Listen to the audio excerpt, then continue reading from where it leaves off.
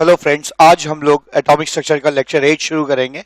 Last lecture में मैंने hydrogen spectrum और एब्जॉर्प्शन स्पेक्ट्रम, एमिशन स्पेक्ट्रम वगैरह की बात की थी और मैंने आपको ये भी बताया था कि जस्ट एक हिंट दिया था कि लाइमन सीरीज, बामर सीरीज, पाश्चन सीरीज वगैरह क्या होती है। इस बार हम लोग उनकी डिटेल स्टडी करेंगे। ठीक है, तो लेक्चर 8 हाइड्रोजन स्पेक्ट्रम। ठीक है, हाइड्रोजन स्पेक्ट्रम। हाइड्रोजन स्पेक्ट्रम मैंने लास्ट टर्न पे कहा था, बताया था कि 6 तरह के हाइड्रोजन स्पेक्ट्रम होते हैं, है ना। पहला लाइमन सीरीज। ठीक, लाइमन सीरीज। लाइमन सीरीज जो है वो 1898 में लाइमन ने सबसे पहली बार, है ना, इसको देखा था। ठीक है, ये सीरीज क्या होती है ना, जब भी कोई electron n is equals to 1 पे आता है, n इज इक्वल्स टू 1 पे आता है, कहां से आता है? अगर 2 से आए, 3 से आए, 4 से आए, 5 से आए, कहीं से भी अगर 1 पे आता है तो हम इस सीरीज को क्या कहते हैं? लाइमन सीरीज कहते हैं। ठीक है ना, लाइमन सीरीज कहा जाता है। लाइमन सीरीज जो है वो अल्ट्रा वायलेट रीजन में लाई करता है, lies in ultraviolet region. ठीक है, इसका जो रेडिएशन है वो अल्ट्रा वायलेट रीजन में आता है। ठीक है, अगर मैं इस सीरीज की बात करूं तो कुछ इस तरह का है क्या कि अगर आप, तीसरी बात, अगर आप 2 से 1 पे आ रहे हैं, ठीक है, तो इसको कहते हैं first line of Lyman series. ठीक है, first line of Lyman series. अगर आप n बराबर 3 से n बराबर 3 से n बराबर 1 पे आ रहे हैं तो आप इसको कहेंगे second line of Lyman series. ठीक है, लाइमन सीरीज। अगर आप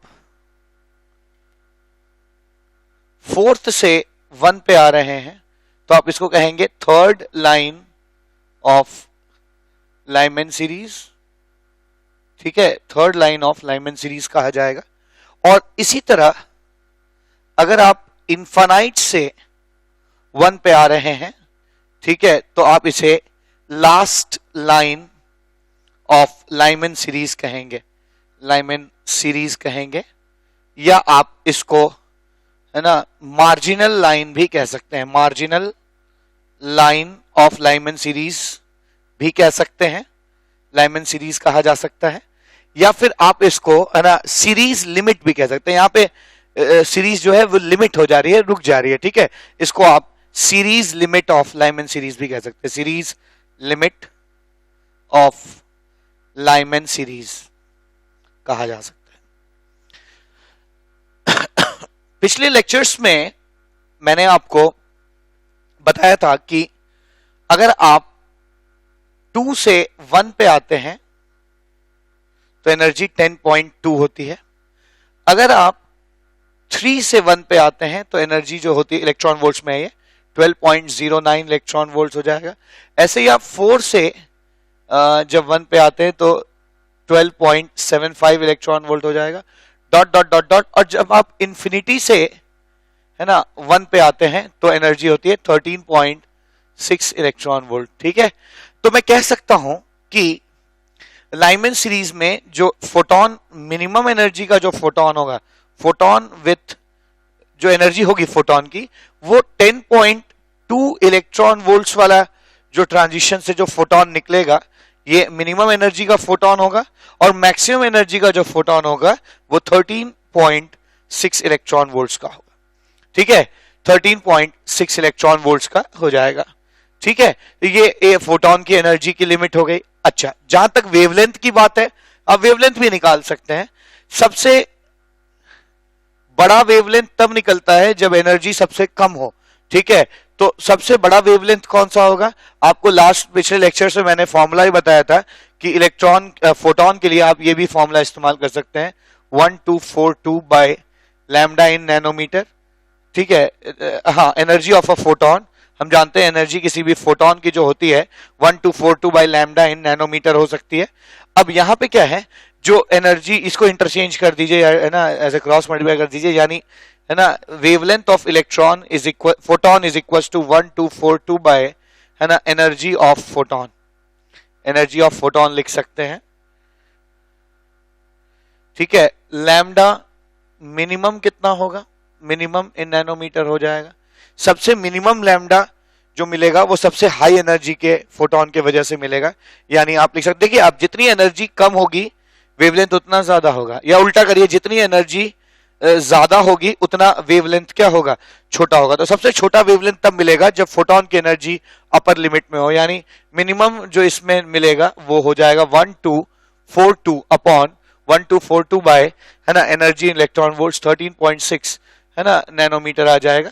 ठीक है, और अगर आप मैक्सिमम फोटोन के वेवलेंथ की बात करेंगे तो वो आ जाएगा 1242 बाय, है ना, मैक्सिमम वेवलेंथ का जो फोटोन निकलेगा वो मिनिमम एनर्जी से निकलेगा।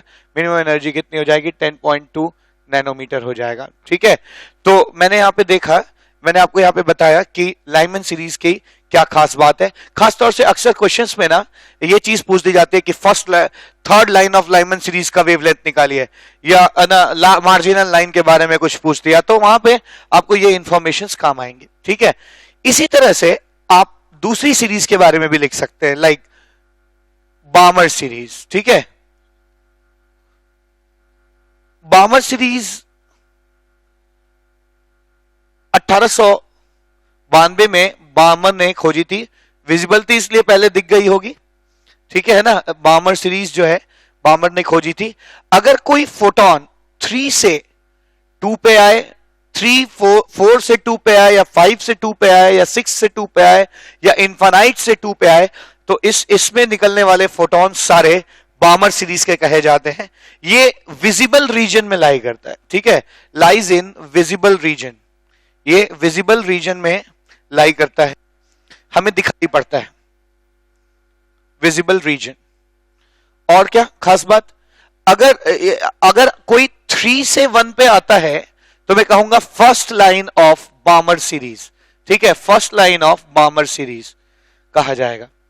अगर कोई 4th से फर्स्ट पे आता है तो उसे second line of Balmer series कहेंगे। ठीक है, अगर कोई 5th से 1 पे आता है तो मैं उसे थर्ड लाइन ऑफ क्या, बामर सीरीज कहूंगा।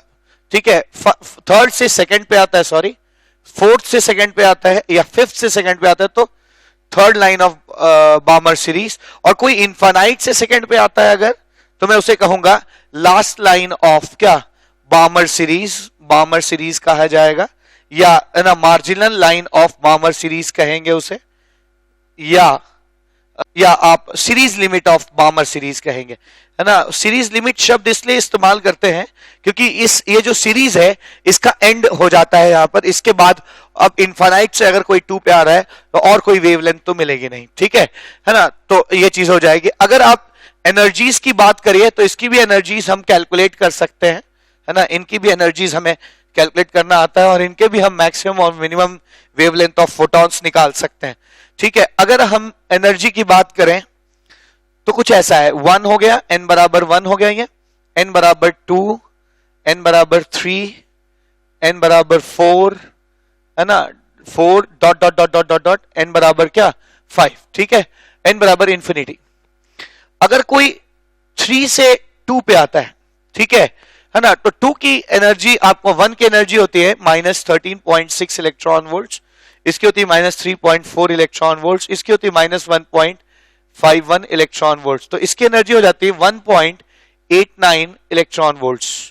ठीक है, तो अगर हाइड्रोजन स्पेक्ट्रम की बात करिए तो इसकी जो मिनिमम एनर्जी का डिफरेंस है वो 1.89 आएगा। इन दोनों को ना आप घटा सकते हैं, 3.40 1.89, ये आ जाएगा कितना, 1.51, घटा दीजिए इनकी बीच की एनर्जी का डिफरेंस, ये आ जाएगा 9, 14 - 5 हो जाएगा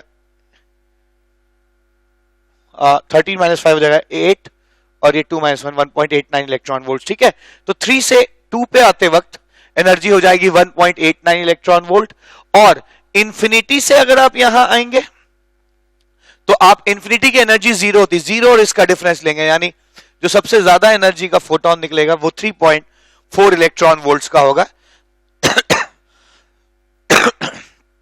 बाकी सारे फोटॉन्स जो 4 से आ रहे हैं या क्या 5 से आ रहे हैं, ये सारे बामर सीरीज में होंगे। ठीक है, तो मैं कह सकता हूं कि बामर सीरीज के जो फोटॉन्स होते हैं, है ना, फोटॉन्स होते हैं, उनकी एनर्जी है ना 1.89 इलेक्ट्रॉन वोल्ट से 3.4 इलेक्ट्रॉन वोल्ट्स के बीच में होती है। यानी आप कह सकते हैं इस सीरीज का जो सबसे बड़ा वेवलेंथ मिलेगा, है ना, वो होगा 1242 बाय लैम्डा एनर्जी इन, सबसे बड़ा वेवलेंथ सबसे छोटी एनर्जी की वजह से मिलेगा, energy in electron volts 1.89 electron volts आएगा, और सबसे छोटा जो वेवलेंथ मिलेगा वो 1242 बाय, है ना, 3.4 इलेक्ट्रॉन वोल्ट्स के बराबर होगा। ये नैनोमीटर में आ जाएगा। ठीक है, ये वेवलेंथ निकालने का फोटॉन्स का एक तरीका है जो मैंने लेक्चर 2 या 3 में बात की है इसके ऊपर। अगर आपको ये फॉर्मूला नहीं समझ में आता तो लेक्चर 3 देखने की कोशिश, लेक्चर 4 देखने की कोशिश करिए, आपको उसमें ये मिल जाएगा। ठीक है, तो ये बामर सीरीज हो गया। इसी तरह लाइमन, बामर, पाश्चन सीरीज भी हो सकता है। मैं एक पाश्चन और बता दे रहा हूं, बाकी फिर इसी लाइंस पे कंटिन्यू हो जाएगा। ऐसे ही पाश्चन सीरीज जो है ना, पाश्चन सीरीज जो है वो 4 से शुरू होती है। ठीक है, कोई भी 4, 5, 6, 7, 4, 5, 6 dot dot dot dot infinite कहीं से भी अगर 3 पे आता है तो हम इस सीरीज को क्या कहते हैं? पाश्चन सीरीज कहते हैं। It lies in infrared reason. ठीक है ना, ये इंफ्रारेड रीजन में लाई करने वाली सीरीज है ना। आप यहां पे भी कर सकते हैं ऐसा, क्या लिख सकते हैं? अगर कोई 4 से 3 पे आ रहा है, 4 से 3 पे आ रहा है, तो हम उसे कहेंगे first line of पाश्चन series. First line of पाश्चन series कहा जाएगा, पाश्चन सीरीज। इसी तरह अगर कोई 5 से 3 पे आ रहा है तो हम उसे सेकेंड लाइन ऑफ पाश्चन सीरीज कहेंगे। अगर कोई 6 से 3 पे आ रहा है तो हम उसे थर्ड लाइन ऑफ पाश्चन सीरीज कहेंगे। और अगर कोई इनफाइनाइट से 3 पे आ रहा है तो हम उसे लास्ट लाइन ऑफ पाश्चन सीरीज कहेंगे। ठीक है, लास्ट लाइन ऑफ पाश्चन सीरीज कहा करेंगे। ठीक है, यहां पे भी आप पाश्चन लिख सकते हैं ना, पाश्चन सीरीज कहेंगे लास्ट, यस, इसको आप मार्जिनल लाइन या सीरीज लिमिट ऑफ पाश्चन सीरीज भी कह सकते हैं। ठीक है, जहां तक एनर्जी की बात है, ठीक है, तो आप ऐसे ही इसकी एनर्जी भी कैलकुलेट कर सकते हैं, इनकी एनर्जी आएगी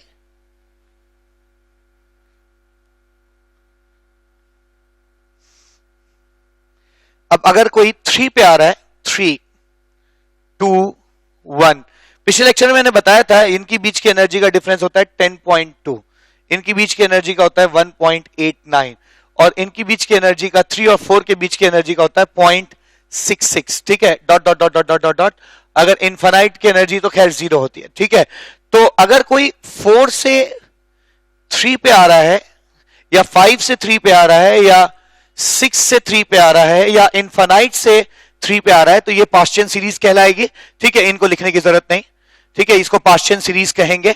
और अगर ये पाश्चन सीरीज है तो मैं देख सकता हूं कि है ना, इनकी एनर्जी का जो डिफरेंस आएगा, ठीक है, इनकी जो एनर्जी का डिफरेंस है, सबसे मिनिमम एनर्जी वाला जो होगा वो 0.66 इलेक्ट्रॉन वोल्ट्स का होगा।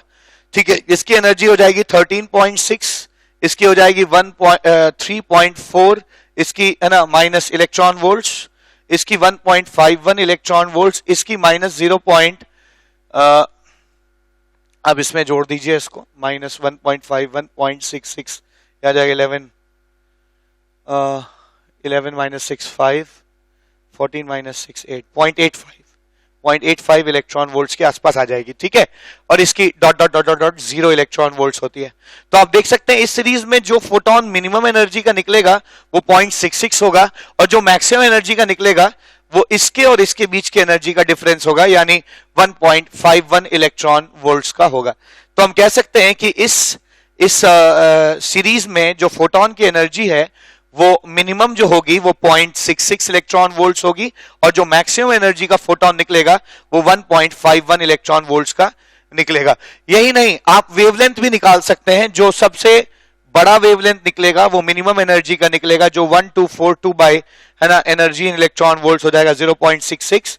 ठीक है, और जो मिनिमम एनर्जी का वेवलेंथ निकलेगा वो होगा 1242 बाय 1.51 इलेक्ट्रॉन वोल्ट्स।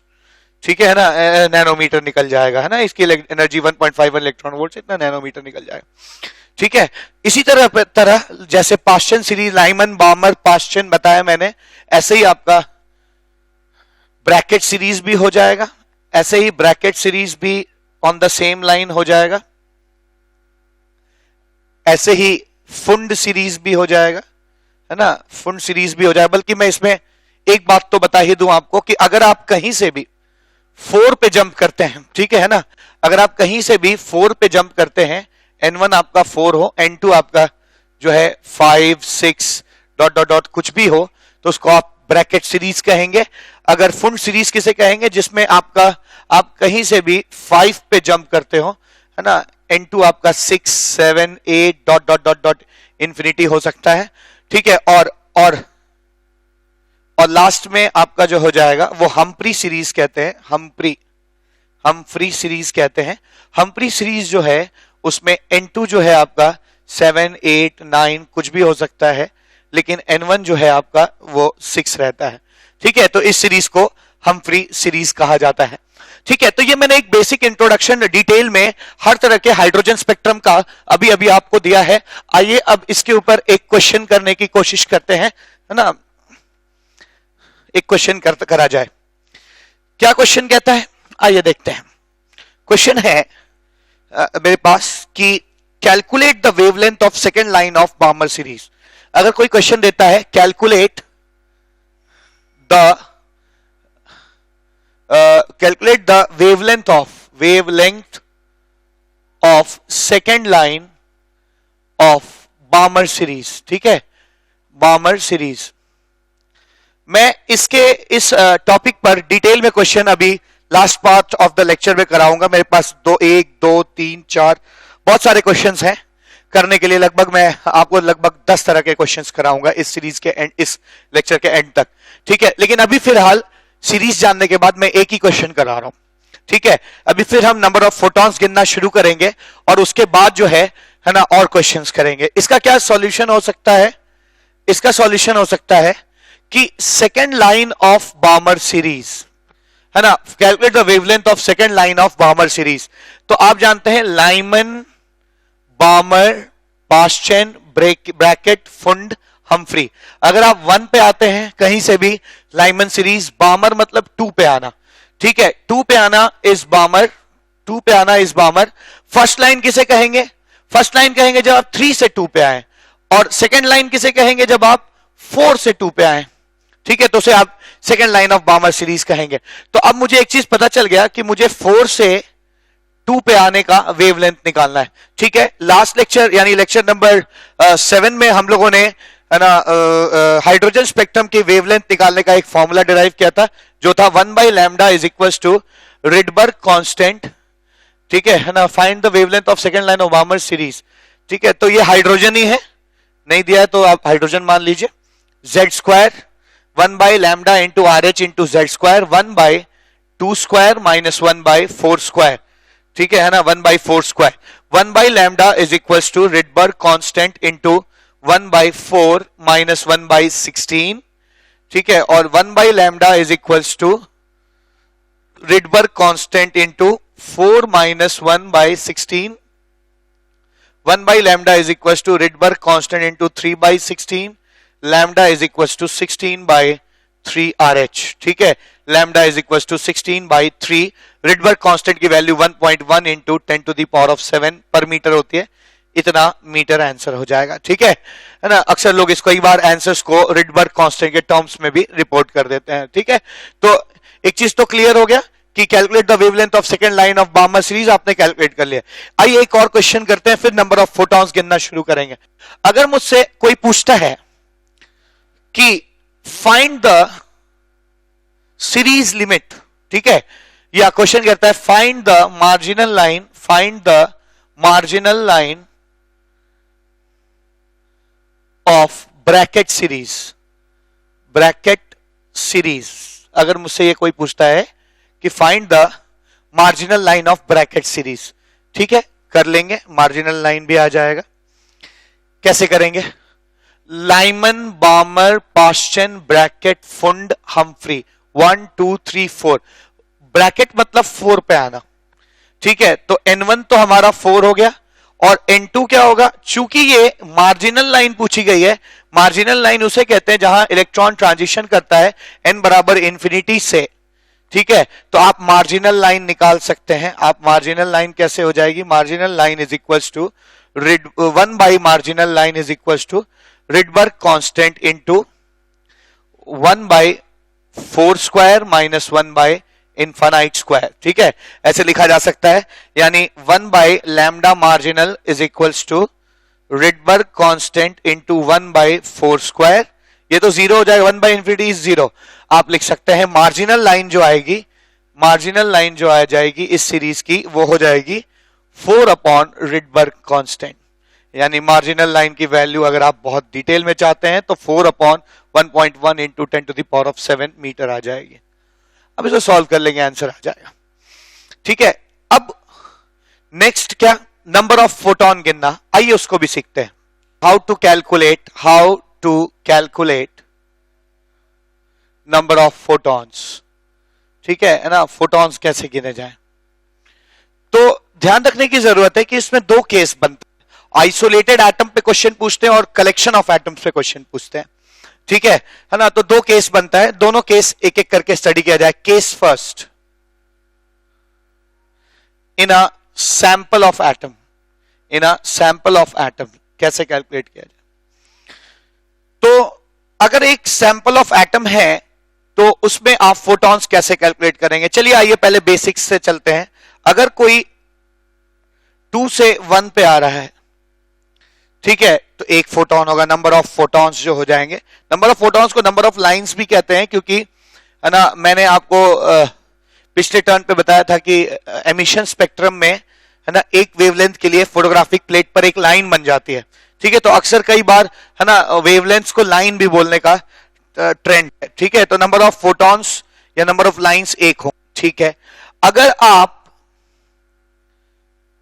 3 से 1 पे आते हैं तो कैसे आएंगे, 3 से 1, 2 से 1 और 3 से 2, यही कॉम्बिनेशंस बनेंगे। आप कह सकते हैं कि number of photons is equal to 3 हो जाएगा। अगर आप 4 से आते हैं तो कितना हो जाएगा, देखिए मैं इसको इसलिए कर रहा हूं, मैं डायरेक्ट फॉर्मूला भी दे सकता था, लेकिन मैं चाहता हूं कि आपको गिनना भी आना चाहिए, ठीक है।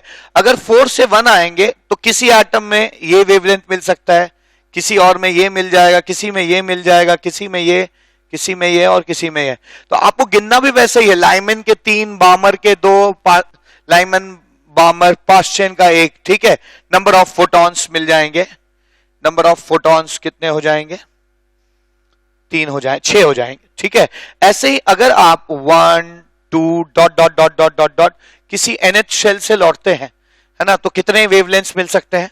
तो अब इसको कैलकुलेट करने का जो तरीका है ना, जो मेडिकल के बच्चे हैं वो तो डायरेक्ट इसको फॉर्मूले के ही रूप में याद कर सकते हैं। Number of photons is equal to n into n-1/2, ठीक है, आप डायरेक्ट यही लिख सकते हैं, ठीक है।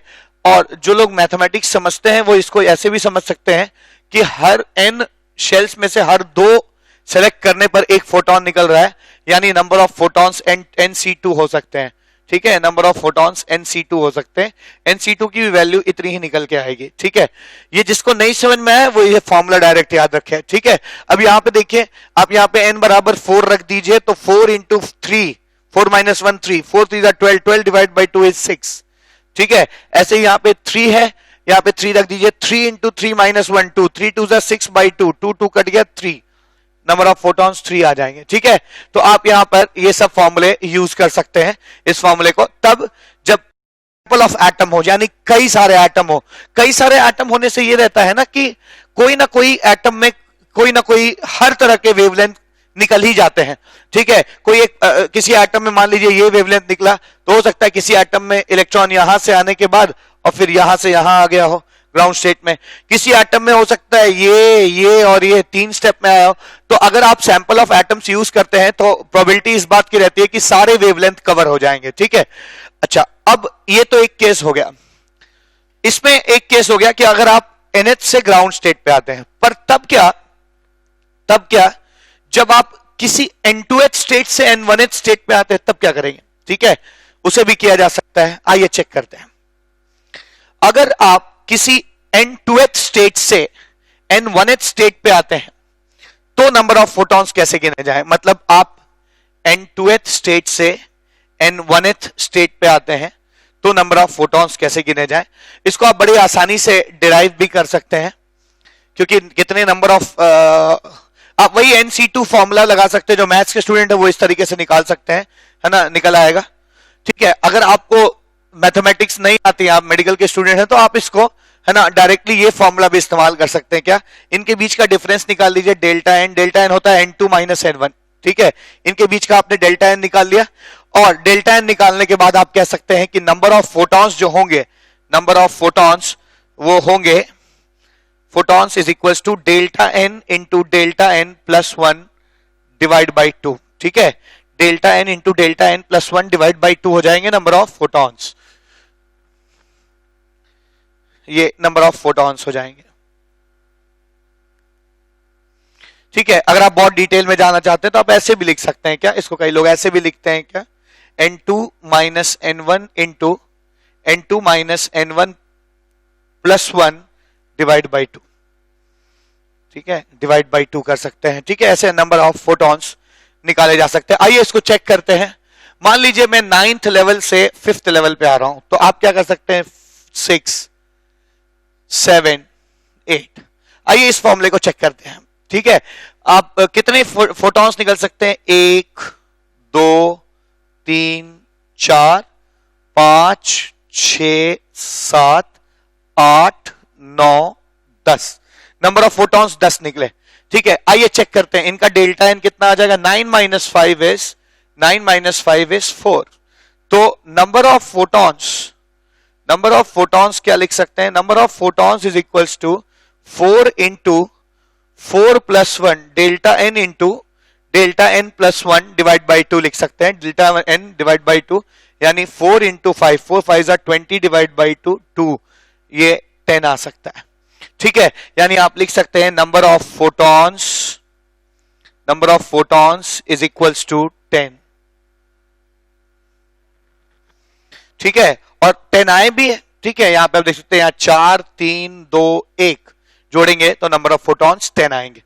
ये फोटॉन्स का गिनना हमने सीख लिया कहां, जहां सैंपल ऑफ एटम्स हो, बहुत सारे एटम हो, जहां हर एटम में कोई ना कोई ट्रांजिशन हो रहा है, तो प्रोबेबिलिटी इस बात की है कि हर तरह का वेवलेंथ आपको मिल जाएगा कहीं ना कहीं। ठीक है, ऐसा। लेकिन अगर आइसोलेटेड एटम हो, ये केस सेकंड हो गया। अगर आइसोलेटेड एटम मतलब सिर्फ एक एटम हो, तब क्या करेंगे, case second, when atom is isolated, जब एटम आइसोलेटेड हो तब क्या करेंगे, तब कैसे निकाला जाए।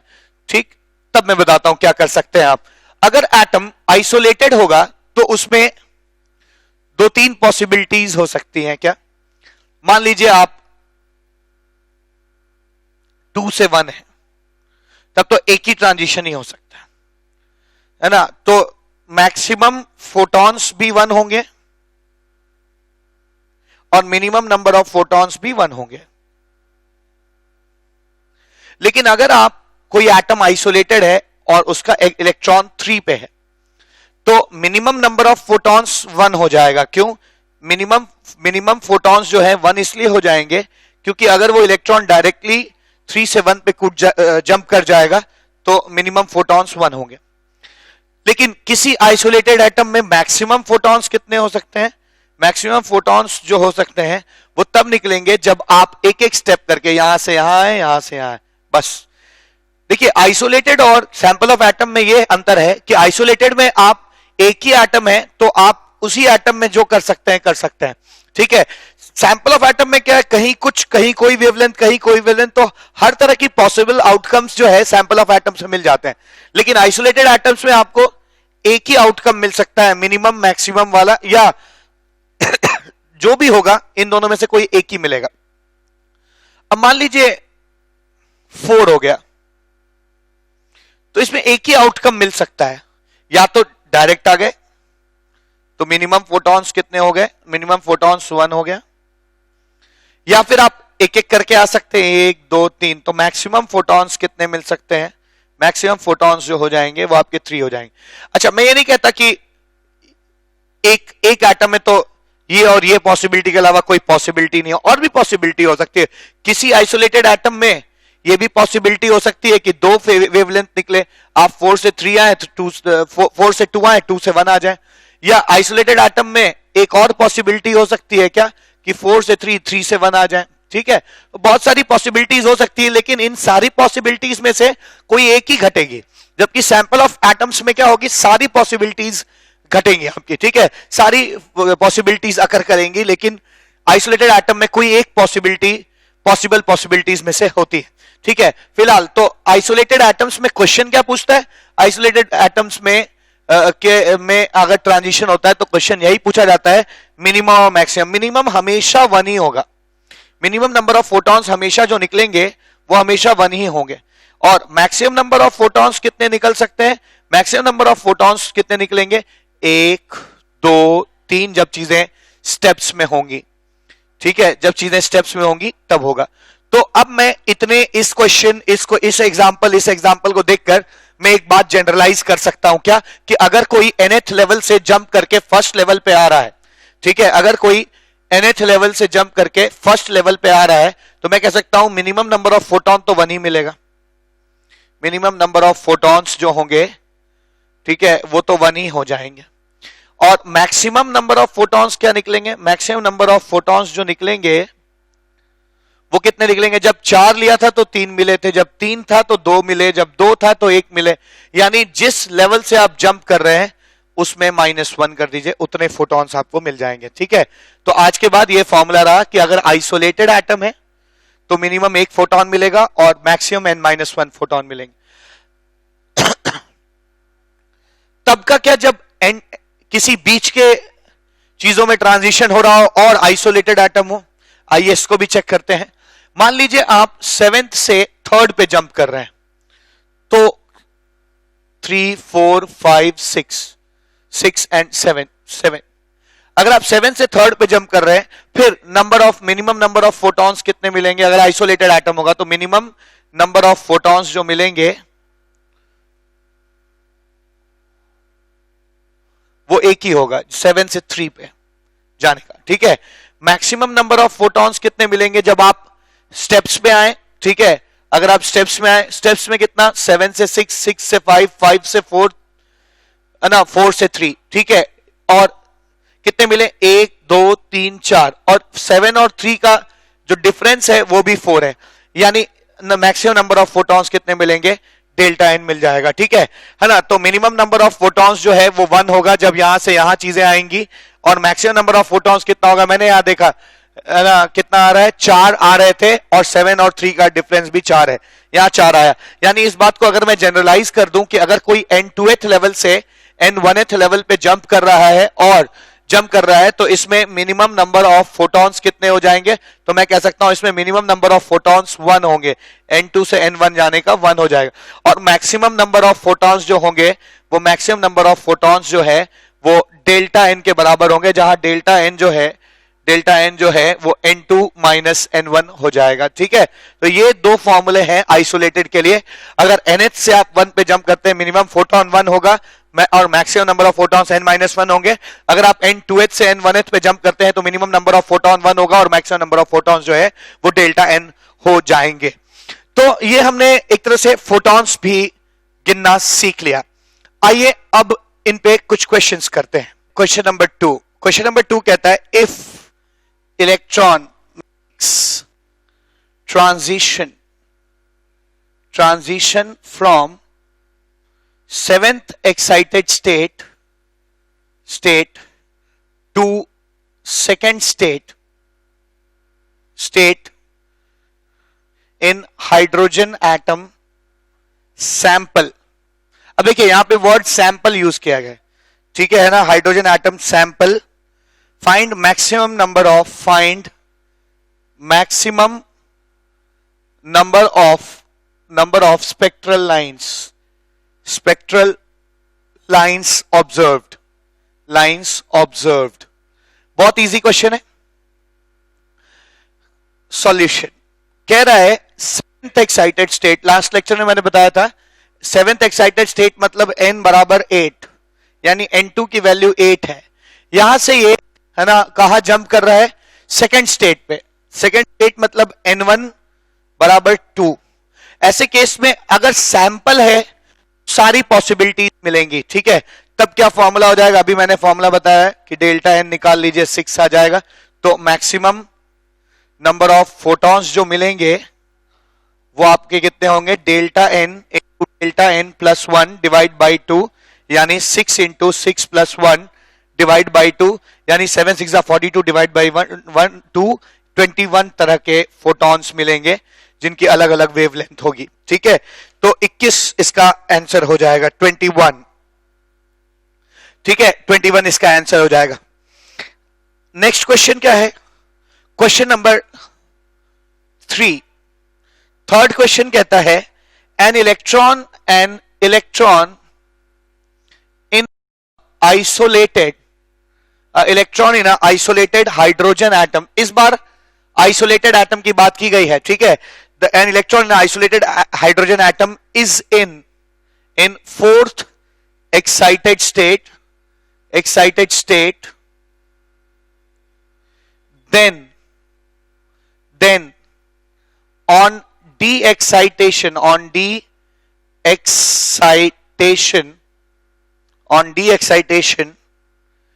A, the maximum number of possible photons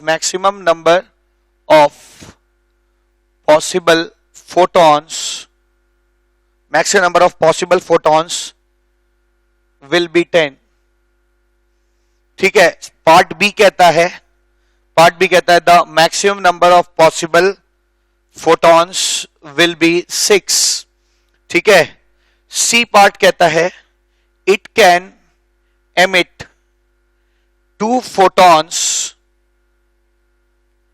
in ultraviolet region, ठीक है। और लास्ट पार्ट डी कहता है if an infrared photon is generated, then a visible photon may follow this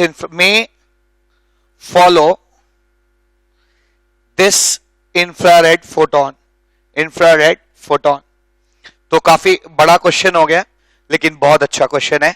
आइए इस क्वेश्चन को सीखने की कोशिश करते हैं। इस क्वेश्चन में कहा गया है कि एक इलेक्ट्रॉन जो है वो आइसोलेटेड हाइड्रोजन एटम में है, ठीक है ना, और एक्साइटेड स्टेट में है।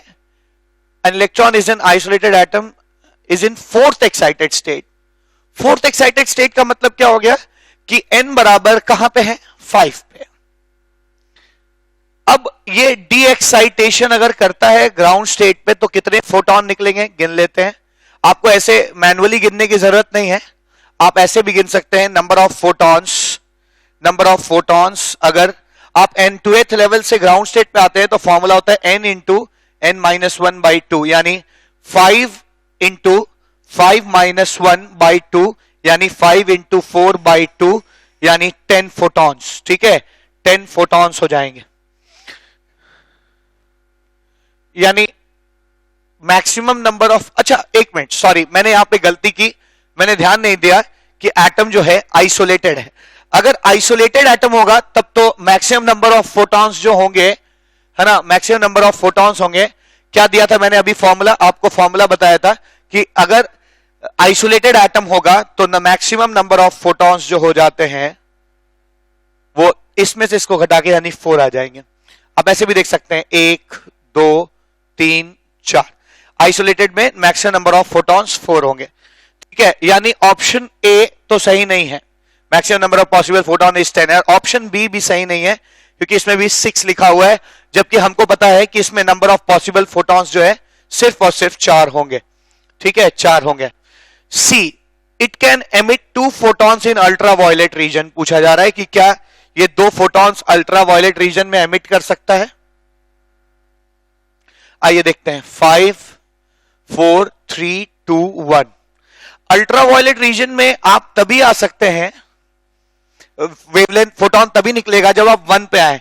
1 पे आने का सिर्फ एक ही तरीका है ना, या तो आप 5 से 1 पे आ जाएं, मतलब डी एक्साइट करके 1 तक पहुंचने के पे एक ही फोटोन निकलेगा, या तो आप 5 से 1 पे आए तो अल्ट्रावायलेट निकलेगा, या आप 4 से 1 पे आए तो अल्ट्रावायलेट निकलेगा, या 3 से 1 पे आए तो निकलेगा, या 2 से 1 पे आए तो निकलेगा।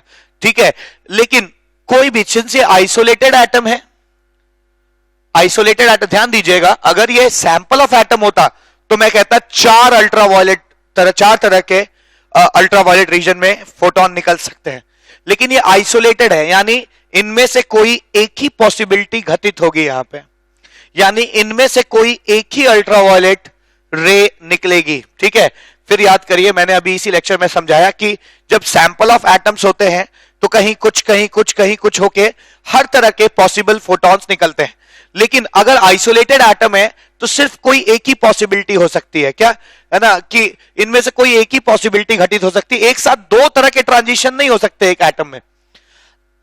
बड़ी साफ सुथरी बात है, एटम में आइसोलेटेड है, अकेला है, तो कोई एक ही तरीके से आप 1 पे आ सकते हैं, या तो 5 से डायरेक्ट जंप कर जाइए, या 5 से 4, 4 से 1 पे आ जाइए, या 5 से 3, 3 से 1 पे आ जाइए, या 5 से 4, 4 से 3, 3 से 1 पे आ जाइए, कोई एक ही पॉसिबिलिटी घट सकती है, इसलिए इनमें से कोई एक ही फोटोन निकल सकता है, यानी सी ऑप्शन भी हमारे काम का नहीं है। डी ऑप्शन कहता है अगर इंफ्रारेड फोटोन मिला है तो विजिबल फोटोन में फॉलो, मिल भी सकता है क्या? ठीक है, आइए इसको भी देखते हैं क्या मिलेगा। अगर इंफ्रारेड फोटोन, सॉरी हाँ, अगर इंफ्रारेड फोटोन मिला है, इंफ्रारेड फोटोन कब मिलेगा? इंफ्रारेड फोटोन तब मिलेगा जब आप मान लीजिए 5 से 4 या 3 पे आते हैं, क्योंकि देखिए 5 से 1 पे आने पे अल्ट्रावायलेट मिलेगा, 2 पे आने पे विजिबल मिलेगा, और इन सब में इंफ्रारेड मिलेगा। तो कह रहा है कि इंफ्रारेड अगर फोटोन निकला है तो विजिबल आ भी सकता है, मिल भी सकता है, बिल्कुल। अगर आप 5 से 3 पे ट्रांजिशन किए हैं तो यहां पे आपको इंफ्रारेड मिलेगा, इसके बाद अगर 3 से 2 पे आएंगे तो आपको क्या मिल जाएगा, है ना, विजिबल फोटोन मिल जाएगा। मिल सकता है और नहीं भी मिल सकता है। नहीं कैसे मिल सकता है? विजिबल मिल भी सकता है, नहीं भी मिल सकता है। नहीं कब मिलेगा? जब 3 से डायरेक्ट कहां आ जाए, 1 पे आ जाए। ठीक है, तो नहीं मिलेगा। 3 से 1 पे आने पे आपको अल्ट्रावायलेट मिल जाएगी। ठीक है, इसीलिए उन्होंने मे फॉलो शब्द का इस्तेमाल किया है। ठीक है ना, कि अगर कोई इंफ्रारेड एमिट करता है तो उसके बाद विजिबल कर सकता है कि नहीं? बिल्कुल कर सकता है। उसके बाद वो 2 पे आकर विजिबल स्पेक्ट्रम भी एमिट कर सकता है। ठीक है, यानी ऑप्शन डी ये करेक्ट ऑप्शन है। ठीक है, आइए एक और क्वेश्चन करते हैं। क्वेश्चन जो है क्या कहता है, in a hydrogen like sample, in hydrogen like sample ions are in a particular excited state,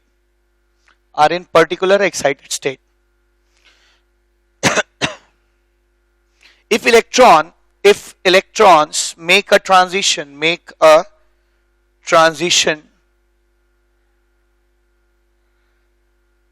up to first excited state, then it produces 15 different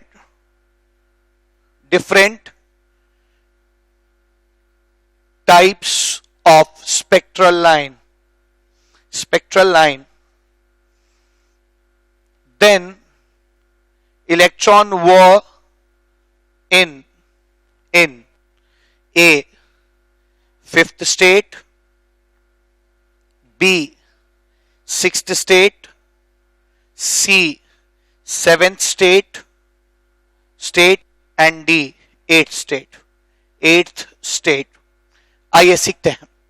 कह रहा है अगर हाइड्रोजन लाइक सैंपल है, hydrogen like sample ion hydrogen like sample, all the ions are in particular excited state. तो ये sample है। पहली चीज तो मैंने यहां पे ध्यान क्या दिया कि सैंपल है, मतलब इसमें हर तरह की पॉसिबिलिटी आपको मिल जाएगी। तो in hydrogen like sample all the ions are in particular excited state, सारे इलेक्ट्रॉन्स एक पर्टिकुलर एक्साइटेड स्टेट में है।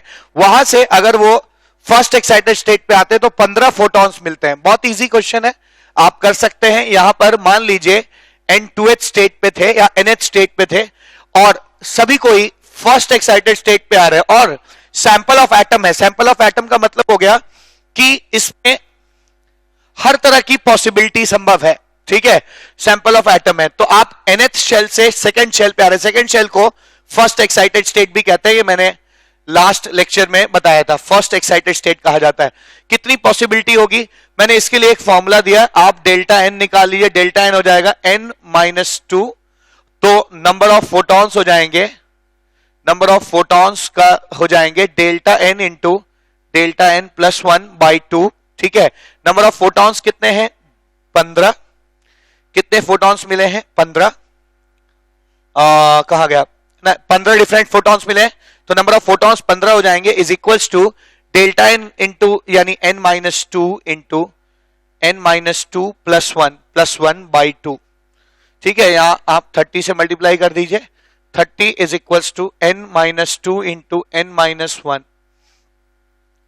अब इसमें क्वाड्रेटिक सॉल्व करने की जरूरत नहीं है, आप देख सकते हैं ये दो कंसेक्यूटिव नंबर्स हैं, ठीक है, अगल बगल के नंबर है, इसी में 1 जोड़ दोगे तो ये मिल जाएगा, ठीक है ना। तो ये दो कंसेक्यूटिव नंबर हैं, आप हिट एंड ट्रायल मेथड से एग्जाम में करके समय बचा सकते हैं।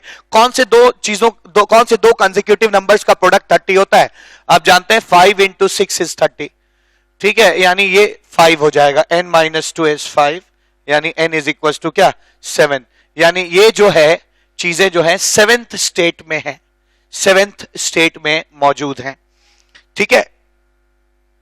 अब लास्ट लेग में इस लेक्चर के एक बड़ा क्वेश्चन करते हैं जिसमें पिछले लेक्चर और इस लेक्चर की दोनों तरह के है ना नॉलेज पर बेस्ड क्वेश्चंस हैं, ठीक है। लेकिन ये एक अपने आप इसमें लगभग 1 2 3 4 5 6 7 8 9 10 पार्ट्स हैं इस क्वेश्चन में और काफी कुछ आपको सीखने को मिलेगा। आइए नेक्स्ट क्वेश्चन करते हैं। क्वेश्चन है in a hydrogen like sample, in a hydrogen like sample, all atoms are in a particular excited state when electron makes a transition to ground state। अगर इलेक्ट्रॉन जो है किसी एक सैंपल है, सबसे बड़ी बात सैंपल आइसोलेटेड नहीं है, ठीक है ना, सैंपल है जहां पे इलेक्ट्रॉन किसी एक पर्टिकुलर एक्साइटेड स्टेट में वहां से ग्राउंड स्टेट में आ रहे हैं, ठीक है। Then 6 different types of photons are observed, ठीक है ना, observed, full stop। if second excitation potential of this sample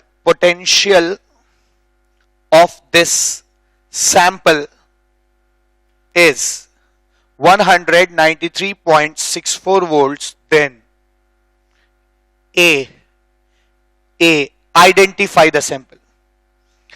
अब इसमें मेरे ख्याल से लगभग J पार्ट तक है, ठीक है, तो एक एक करके कहते हैं आइडेंटिफाई द सैंपल, ठीक है, आइडेंटिफाई करते हैं। एक्साइटेशन सेकेंड एक्साइटेशन पोटेंशियल इतना दिया है। मैंने लास्ट लेक्चर मेरा देखना जरूरी है व्यूअर्स को, तभी उनको ये क्वेश्चन समझ में आएगा, क्योंकि इस क्वेश्चन की कुछ चीजें है ना 7th लेक्चर्स में भी है ना। अब कुछ लोग अगर इसको डायरेक्ट देख रहे हैं तो हो सकता है कि उनको ना पता हो कि सेकेंड एक्साइटेशन पोटेंशियल क्या होता है। सेकेंड एक्साइटेशन पोटेंशियल क्या होता है? सेकेंड एक्साइटेशन पोटेंशियल होता है 1 से 3 पे जाने का एक्साइटेशन पोटेंशियल। कितना होता है? मैंने इसका फॉर्मूला पिछली टर्न पे दिया था 12.09 इंटू Z स्क्वायर, ठीक है, 12.09 इंटू जेड स्क्वायर वोल्ट। तो आप लिख सकते हैं, है ना, क्या लिख सकते हैं, 12.09 into Z square is equal to 193.64, Z square is equal to 193.64 upon 12.09, Z square is equal to, आप इसको कैलकुलेट कर सकते हैं, ठीक है, इसको कैलकुलेट मैंने कर रखा है, इसकी वैल्यू 16 आएगी, ठीक है, इसकी वैल्यू 16 आएगी, व्यूअर्स करके भी देख सकते हैं, 16 आएगी, z इज इक्वल टू 4 आएगा, यानी मैं जिस सैंपल की बात कर रहा हूं उसका एटॉमिक नंबर 4 है, यानी वो बेरिलियम, ठीक है। बेरिलियम 3+ क्यों? क्योंकि ये हाइड्रोजन लाइक सैंपल है। हाइड्रोजन लाइक सैंपल उसे कहते हैं जिसमें एक ही इलेक्ट्रॉन हो। बेरिलियम में 4 होता है, 3 जब ये लूज कर जाएगा तब उसके पास एक इलेक्ट्रॉन होगा। तो मैंने सैंपल को रिकॉग्नाइज कर लिया, बेरिलियम है। पार्ट बी कहता है इसका कि find the excited state of the sample, find the excited state of the sample, excited state of the sample, इसका एक्साइटेड स्टेट बताइए। आ जाएगा, आप किसी nth शेल से, है ना, आप किसी nth शेल से, आप किसी पर्टिकुलर एक्साइटेड स्टेट से इलेक्ट्रॉन ग्राउंड स्टेट पे आ रहा है, यानी nth शेल स्टेट से 1 पे आ रहा है, तो कितने फोटॉन्स मिल रहे हैं? टोटल नंबर ऑफ फोटॉन्स 6 मिल रहे हैं। आपको फॉर्मूला याद है, अभी मैंने बताया, n इंटू n-1/2 इज 6, ठीक है। अगर आप nth स्टेट से फर्स्ट स्टेट पे आते हैं तो n इंटू n-1 फोटॉन्स निकलते हैं, यानी आप कह सकते हैं n into n-1 is equal to 12, है ना, n into n-1 is equal to 12। और आप देख सकते हैं ये 2 कंसेक्यूटिव नंबर्स हैं, यानी अगर ये 3 होगा तो ये क्या होगा, 4 होगा, तभी ये 12 आएगा। तो आप कह सकते हैं n की वैल्यू क्या हो जाएगी, 4, यानी मैंने इसके 4th स्टेट को भी रिकॉग्नाइज कर दिया कि ये 4th स्टेट है, यानी 3rd एक्साइटेड स्टेट है, एक्साइटेड स्टेट है ये। चलिए पार्ट सी कह रहा है find its ionization energy, find its ionization energy. आ जाएगा, आयनाइजेशन एनर्जी लास्ट लेक्चर में मैंने बताया था, आयनाइजेशन एनर्जी होती है फर्स्ट स्टेट से इनफाइनाइट स्टेट तक जाने की एनर्जी। इसके बीच का डिफरेंस कितना होता है? फर्स्ट स्टेट की एनर्जी होती है -13.6 इंटू जेड स्क्वायर, और इसकी एनर्जी होती है 0 इंटू जेड स्क्वायर। तो इनके बीच का डिफरेंस कितना हो जाएगा? 13.6 इंटू जेड स्क्वायर। तो आयनाइजेशन एनर्जी हो जाएगी 13.6 इंटू जेड स्क्वायर। आप इनका डिफरेंस भी निकाल सकते हैं, 0 माइनस 13.6 इंटू जेड स्क्वायर, ऐसे कर सकते हैं, 13.6 इंटू जेड स्क्वायर। सो आयनाइजेशन एनर्जी इसकी निकल के आएगी 13.6 इंटू 4 का स्क्वायर, 13.6 इंटू 16, 16 6 96, 16 3 48 और 9 57, 16 1 16 और 5 21। तो आप कह सकते हैं 217.6 इलेक्ट्रॉन वोल्ट इस सैंपल की आयनाइजेशन एनर्जी हो जाएगी, ठीक है। नेक्स्ट क्वेश्चन क्या पूछता है? नेक्स्ट क्वेश्चन पूछता है find the binding energy of the third state, ठीक है ना। अब इसका सी पार्ट हो गया। डी पार्ट क्या कहता है? डी पार्ट कहता है find the binding energy of the third state, find binding energy of third state. Again मैं फिर कहना चाहूंगा कि ये मैंने पिछले लेक्चर में पढ़ा है, बाइंडिंग एनर्जी का मतलब होता है उस स्टेट से इनफाइनाइट तक जाने में कितनी एनर्जी लगेगी, ठीक है। उस पर्टिकुलर स्टेट से इनफाइनाइट तक जाने में कितनी एनर्जी लगेगी, वो उसकी बाइंडिंग एनर्जी हो जाएगी। आप बड़े आसानी से निकाल सकते हैं इसको, इसमें कुछ रखा नहीं है ना। आप बाइंडिंग एनर्जी हो जाएगी यहां से इनफाइनाइट तक जाने की एनर्जी, ठीक है। यहां से इनफाइनाइट तक, थर्ड लेवल से इनफाइनाइट तक जाने की एनर्जी जो बाइंडिंग एनर्जी कहलाएगी वो हो जाएगी E infinity minus E3। E infinity की वैल्यू मुझे मालूम है कितनी होगी, 0 होगी, और E3 की एनर्जी कितनी होगी? E3 की एनर्जी हो जाएगी -13.6 into Z square upon 3 square 9। ये आ जाएगा -1.51 इंटू जेड स्क्वायर, ठीक है। यह आ जाएगा -1.5। आप इसको सॉल्व करके भी देख सकते हैं। तो बाइंडिंग एनर्जी कितनी हो जाएगी? बाइंडिंग एनर्जी हो जाएगी E इंफिनिटी 0 है, माइनस E3 कितना हो जाएगा? -1.51 into Z square, binding energy आ जाएगी, binding energy will be equal to 1.51 into Z square, binding energy is equal to 1.51 into Z कितना है, जेड की वैल्यू ना 4 है, ठीक है, ये जेड है, 2 नहीं है, जेड है, जेड स्क्वायर है, तो जेड की वैल्यू 4 है, 4 का स्क्वायर यानी 1.51 इंटू 16, 16 1 जा 16, 16 5 जा 80, 81, 16 1 जा 16 और 8 24, 24.16 इलेक्ट्रॉन वोल्ट, ये है ना binding energy of the third state हो जाएगा। फिर पूछा जा रहा है कि ये जो ट्रांजिशन हुआ है, ठीक है, ये जो ट्रांजिशन हुआ है जिसमें 6 डिफरेंट वेवलेंथ्स निकली है ग्राउंड स्टेट में आने पे, है ना, आप किसी एक्साइटेड स्टेट से ग्राउंड स्टेट पे आए और 6 तरह की वेवलेंथ्स अगर निकल रही हैं, तो इसका तो उस ट्रांजिशन में देखिए पार्ट डी क्या ई क्या कहता है, पार्ट ई कहता है shortest and longest wavelength, shortest and longest wavelength belonging to the above transition, belonging to the above transition। किस ट्रांजिशन की बात कर रहे हैं, जो ट्रांजिशन यहां लिखा है, अभी हमने क्वेश्चन नंबर पार्ट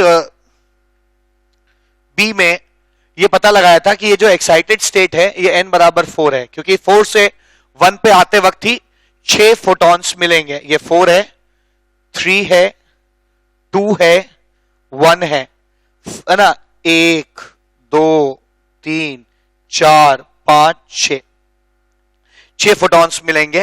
तो पूछा है लॉन्गेस्ट और शॉर्टेस्ट वेवलेंथ कितनी होगी। अच्छा, आपको मैंने पिछले टर्न पे बताया था इनके बीच की एनर्जी का डिफरेंस 10.2 इंटू 10.2 जेड स्क्वायर होता है, इनके बीच की एनर्जी का डिफरेंस 1.89 इंटू जेड स्क्वायर होता है, इनके बीच की एनर्जी का डिफरेंस 0.66 इंटू जेड स्क्वायर होता है, ठीक है। तो आप बड़े आसानी से निकाल सकते हैं, जो शॉर्टेस्ट वेवलेंथ निकलेगी है ना वो सबसे बड़े एनर्जी के लिए निकलेगी, जितनी एनर्जी ज्यादा होती है उतनी वेवलेंथ छोटी होगी, ठीक है। तो सबसे बड़ी ट्रांजिशन 4 से 1 का हो जाएगा, यानी जो शॉर्टेस्ट वेवलेंथ होगी वो 1242 by energy in electron volts, ये फॉर्मूला भी मैंने लेक्चर नंबर 4 में पढ़ाया था, ठीक है। वेवलेंथ निकालने का, बहुत ही फोटॉन्स की वेवलेंथ निकालने का बड़ा ही शॉर्ट फॉर्मूला है ना, 1242 by energy in electron volts, ठीक है, 1242 by energy in electron volts. इनके बीच की एनर्जी इलेक्ट्रॉन वोल्ट्स में कैसे आएगी, इन सारी एनर्जीज को जोड़ दीजिए, इनको जोड़ेंगे तो आप आंसर आएगा 12.75 इंटू जेड स्क्वायर यानी 4 स्क्वायर। सॉल्व कर लेंगे, आंसर आ जाएगा। अगर आप लॉन्गेस्ट वेवलेंथ की बात करेंगे, ठीक है, लॉन्गेस्ट वेवलेंथ की, तो लॉन्गेस्ट वेवलेंथ तब निकलेगा जब एनर्जी का मिनिमम एनर्जी का फोटोन निकलेगा। सबसे मिनिमम एनर्जी का फोटोन तब निकलेगा जब चीजें 4 से 2 पे आएंगी, इसकी वैल्यू है 0.66 इंटू जेड स्क्वायर, ठीक है, 0.66 इंटू जेड स्क्वायर कर देंगे। आप जब इसको सॉल्व करेंगे तो इतना नैनोमीटर आपका वेवलेंथ आएगा, ये सबसे बड़ा वेवलेंथ होगा, और ये जो नैनोमीटर जितना आएगा ये सबसे छोटा वेवलेंथ होगा, ठीक है। तो पार्ट ई तक पहुंच चुके हैं। पार्ट एफ क्या कहता है ये भी सीखा जाए। पार्ट एफ कहता है series limit of Brackett series in terms of Rydberg constant, ठीक है। Series limit F, series limit of Brackett series, series limit of Brackett series in terms of R आ जाएगा। आप जानते हैं Lyman, Balmer, Paschen, Brackett, Pfund, Humphry, 1 2 3 4। Brackett series मतलब n बराबर कहां आना, 4 पे आना, ठीक है, n बराबर 4 पे आना। और कहां से आना, सीरीज लिमिट बोला गया, यानी n बराबर इनफाइनाइट से 4 पे आने में कितना वेवलेंथ निकलेगा, जो कौन सा वेवलेंथ निकलेगा, जो वेवलेंथ निकलेगा उसे आप सीरीज लिमिट कह सकते हैं। तो सीरीज लिमिट आप निकाल सकते हैं, Lyman, Balmer, Paschen, bracket. Bracket series मतलब 4 पे आना, और सीरीज लिमिट मतलब इनफाइनाइट से 4 पे आना, मैंने एक्सप्लेन किया है, निकल जाएगा Rydberg constant into Z square. Z square तो यहां पे जेड स्क्वायर बेरिलियम है ना, बेरिलियम का जेड कितना होगा, 4 होगा, Z square by into 1 by 4 square, 4 square minus 1 by infinite square, 1 by n1 square minus 1/n2 square. आप जानते हैं इंफिनिटी का स्क्वायर इंफिनिटी होगा, 1/infinity इज 0, तो ये चीज 0 हो जाएगी। आप क्या पाएंगे, 1/λ is equal to Rydberg constant into 4 square into 1/4 square, यानी lambda is equal to 1 Rydberg constant. ये इसका पॉइंट नंबर एफ हो गया। ठीक है, क्वेश्चन नंबर एफ हो गया। इसके बाद क्वेश्चन नंबर जी क्या कहता है, इसको भी सीखा जाए। क्वेश्चन नंबर जी कहता है, तो ये बहुत अच्छा क्वेश्चन था जिसमें हर तरह के पॉसिबिलिटीज, हर तरह की चीजें हमने सीखी। ठीक है, इसको मैं मिटा देता हूं। क्वेश्चन नंबर जी क्या कहता है, इसको भी सीखा जाए। एफ के बाद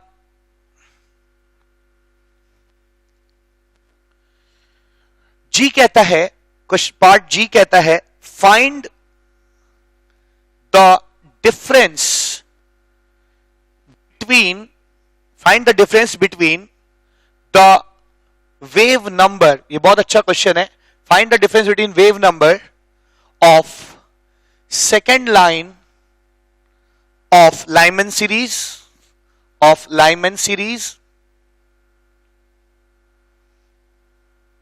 and first line of Balmer series.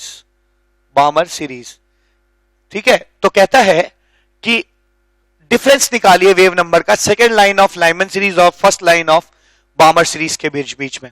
आ जाएगा पहली चीज, सेकेंड लाइन ऑफ लाइमन मतलब होता है 1 पे आना।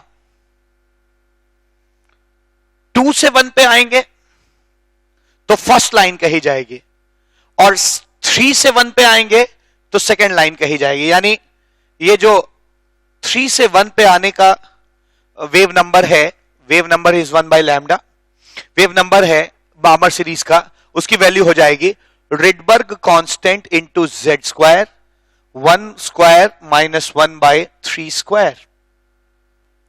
ठीक है, फिर पूछा है बामर मतलब होता है Lyman, Balmer, Paschen, Brackett, Pfund, Humphry, 1 2 पे आना, और फर्स्ट लाइन मतलब कहां से आना, 3 से 2 पे आना। यानी आपको वेव नंबर निकालना है 3 से 2 पे आने का। कितना हो जाएगा, Rydberg constant into Z square 1/2 square minus 1/3 square. इनका डिफरेंस निकालना है। आ जाएगा, आइए इनका डिफरेंस निकालते हैं।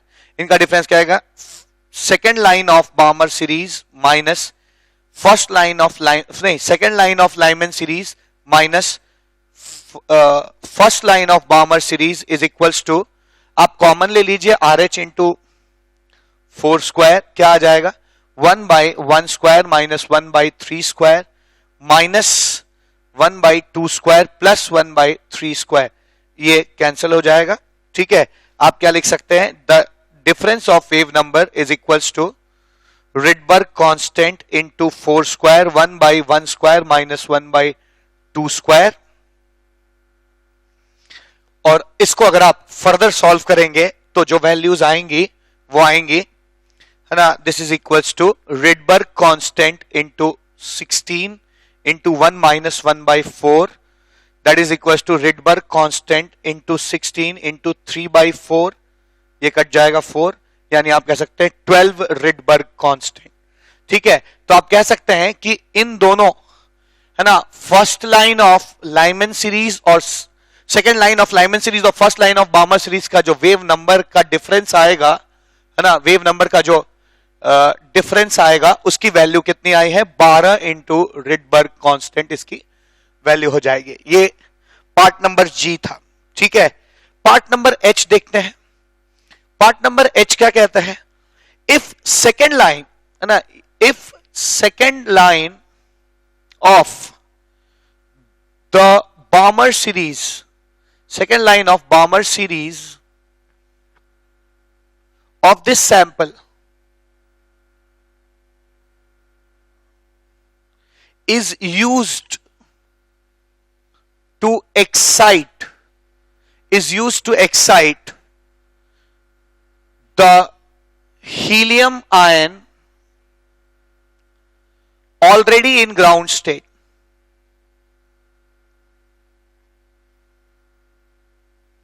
ground state, then find the excited state of helium ion. ये बहुत अच्छा क्वेश्चन है, देखिए आइए सीखने की कोशिश करते हैं इस क्वेश्चन को कैसे करना है। क्वेश्चन क्या कहता है कि अगर इसकी ये किसकी बेरिलियम की सेकेंड लाइन जो है बामर सीरीज की, उसको यूज करूं मैं हीलियम आयन को एक्साइट करने में, तो हीलियम आयन का एटम इलेक्ट्रॉन एक्साइट होकर कहां किस स्टेट में पहुंचेगा। मैं कहना चाहता हूं आप बेरिलियम की बात करिए, लाइमन बामर, बामर मतलब 2 पे आना, सेकेंड लाइन फर्स्ट लाइन 3 से 2 पे आना और सेकेंड लाइन 4 से 2 पे आना। यानी अगर मैं 4 से 2 पे से एक इलेक्ट्रॉन ट्रांजिशन करता है, जो फोटोन निकलेगा, अगर मैं उसे हीलियम ये बेरिलियम है और ये हीलियम है, ठीक है। हीलियम के ग्राउंड स्टेट के यहां से जो फोटोन निकलता है उससे मैं हीलियम के ग्राउंड स्टेट के इलेक्ट्रॉन को एक्साइट कर रहा हूं, तो वो किस स्टेट तक जाएगा, ये क्वेश्चन पूछा गया, ठीक है। बहुत इजी क्वेश्चन है और बहुत टफ भी है, अगर आप नजरिए पे डिपेंड करता है। टफ ये है कि आप इसको पूरा सॉल्व करिए या आप दिमाग लगा दीजिए, ठीक है। क्या यहां और यहां के बीच की एनर्जी का जो भी डिफरेंस होगा वही इस फोटोन को मिली है, और वही यहां से यहां के बीच की एनर्जी का डिफरेंस होगा, उतना ही एक्साइट होगा, ठीक है। तो आप बड़े आराम से निकाल सकते हैं इनके बीच की एनर्जी का डिफरेंस कितना होगा। इनकी बीच की एनर्जी का डिफरेंस हो जाएगा बेरिलियम में 13.6 into Z square. Z square कितना हो जाएगा इसका 4 स्क्वायर, 1/2 स्क्वायर माइनस 1/4 स्क्वायर। जो यहां के एनर्जी का डिफरेंस है वही एनर्जी फोटोन लेके यहां आया है और यहां का इलेक्ट्रॉन एक्साइट हुआ है, यानी यहां की जो एनर्जी का डिफरेंस है और यहां की एनर्जी का डिफरेंस सेम होगा। हीलियम के इस एनर्जी का डिफरेंस क्या होगा, मान लीजिए NH शेल में ट्रांजिशन करता है, तो हीलियम की एनर्जी हो जाएगी 13.6 into Z square 1/1 square, 1/1 square minus 1/n square. ये दोनों बराबर होना चाहिए। आप अगर बहुत सिंपल ऑब्जर्वेशन करें तो आप इसको कैंसिल कर सकते हैं, 13.6 2 स्क्वायर 4 होता है, एक 4 चला जाएगा।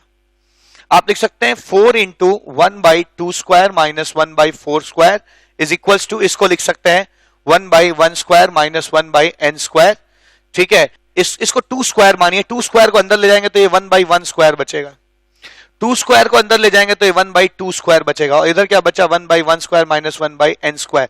आप दोनों को कंपेयर कर सकते हैं, बल्कि ये कैंसिल हो जाएगा, ये माइनस भी चला जाएगा, आपको दिख रहा है n बराबर क्या आ जाएगा 2।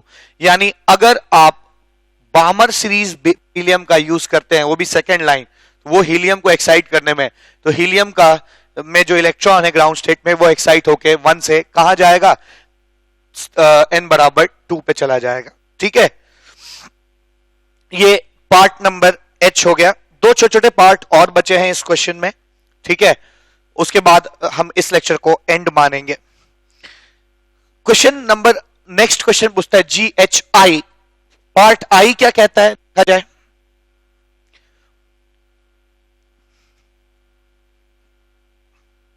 पार्ट I कहता है